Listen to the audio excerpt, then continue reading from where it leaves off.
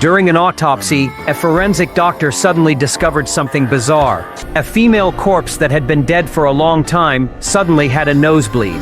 The moment the forensic doctor cut open the corpse's skin, all the other corpses in the morgue sat up. Even more terrifying was that the names of all the corpses were carved into the female corpse's internal organs. Moreover, her bones were covered in runes. Then the entire building began to bleed.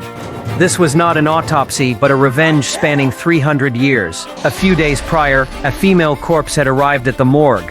Her cause of death was very strange. The joints of her ankles were completely crushed, but there were no visible wounds on her feet. Upon further examination, it was found that her eyes were cloudy, indicating that she had been dead for a long time. When the coroner opened her abdomen, countless amounts of blood flowed out, suggesting that she had recently died. Even more horrifying was that her tongue had been brutally severed. The forensic doctor immediately concluded that the female corpse must have encountered human trafficking before her death. The tendons and veins in her hands and feet were cut to prevent escape, and her tongue was removed to prevent her from making noise. However, these injuries were not enough to cause death.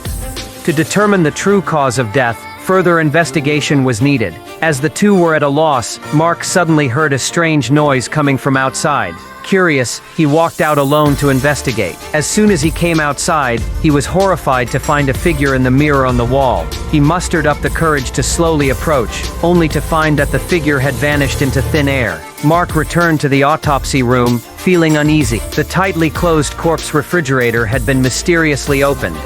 Strange things were happening more and more frequently. He was getting a bit scared.